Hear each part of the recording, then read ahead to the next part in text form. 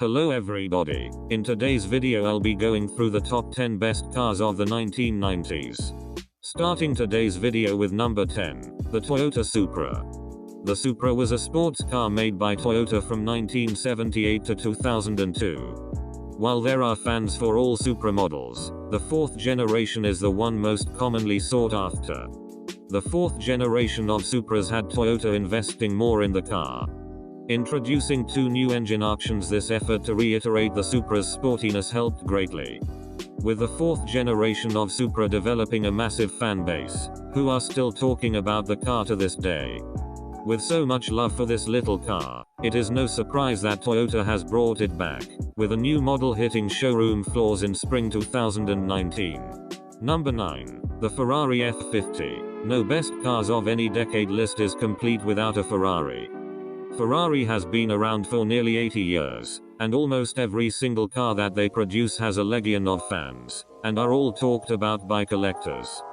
The F50 is no different, being yet another beautiful, fast, and awe-inspiring car in Ferrari's long line of automotive excellence. The F50, like all Ferraris, had an extremely limited run, only producing 349 cars in 3 years. Each car was handcrafted, with a fantastically powerful V8 engine previously used for Formula 1 racing. F50s are extremely rare, and almost never seen out on the roads. However, it is that exclusivity, along with Ferrari's usual build quality, that has made the F50 a classic of the 1990s. Number 8. The Acura Integra. The Integra was a launch car for Acura as it made its North American debut in 1986. The Integra, in contrast to Honda's economy cars like the Civic, was marketed more as a luxury sports car. The Integra has developed quite a modest fan base for itself, with drivers noting exceptional performance. In fact, the Integra Type R performance package is considered by some to be one of the finest sports cars to ever be created, still going for quite a lot at auctions.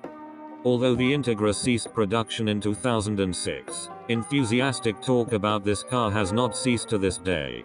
Number 7. The Jeep Wagoneer. The joke about Jeep is that they made the same cars for decades, only making small adjustments between production years. While this is not completely true, the look of some of Jeep's classic vehicles does not do much to dispel these rumors. Probably the worst offender in this regard is the wood-clad Jeep Wagoneer. Built from 1963 to 1993, the Wagoneer always seemed stuck in the past. Even during its final run in the 90s, it still had its trademark wood-grain siding, at that point over 20 years out of style. Yet, this lack of change has only endeared people to the Wagoneer as time has gone on, now nostalgically being looked at as the height of retro chic.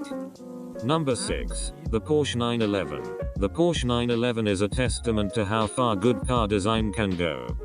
From 1963 to today, Porsche has consistently been producing 911s, with it being one of their most famous and beloved cars. Up until 1998, the 911 hardly ever changed.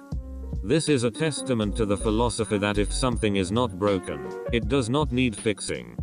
In 1998, the 911 got its first major change by being altered to a water-cooled engine. However, the car has not lost its identity as a 911.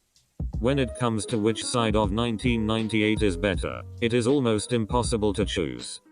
Both versions of the 911 are fantastic, with a long lineage of amazing cars behind them. Number 5. The GMC Cyclone. The small truck body style often lends itself to trucks meant for work. In other words, small trucks are usually not made to go fast and impress visually, trying to be simple and cheap. However, the GMC Cyclone, with its turbocharged engine and beautiful design, boldly breaks this mold. While the Cyclone had the ability to outrun most other trucks, GMC made sure the Cyclone could work too, with the ability to haul, move cargo, and go off-road. The Cyclone was only in production for 1 year, with less than 3,000 made in total. This has made the truck extremely collectible and difficult to find. Number 4. The Lamborghini Diablo. It seems there are no concrete rules to naming a car. Some use a string of numbers, usually referring to the car's specs. Cars can also be named after animals, emotions, places, really anything. However, some names just fit their car so well that it cannot be denied. Probably one of the best names, and one of the finest cars from the 1990s, is the Lamborghini Diablo. The Diablo's name fits the car extremely well, conjuring up images of flames and tenacity, which suit the vehicle's mean design and craving for speed. Like most of Lamborghini's productions, the Diablo was a limited run, making the car quite valuable to collectors, thus nearly impossible to find today. Number 3. The Ford Ranger. In the 90s, Ford made the Ranger a worldwide brand, changing all their small trucks to the name of the Ranger. With this move, the Ranger is now known as a de facto answer to the question, what is one of the best small trucks of all time? In contrast to trucks today, the 90s Ranger was simplified for ease and price, making it the perfect truck for everyone.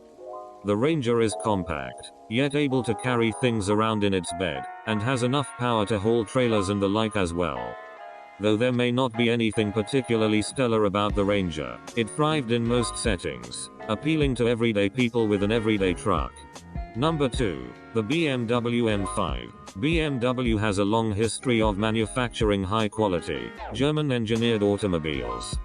However, every once in a while, the car manufacturer creates a car that sticks with people outside of the car enthusiast world, creating a legacy of its own. One of these cars, and a defining auto of the 1990s, is BMW's M5 series.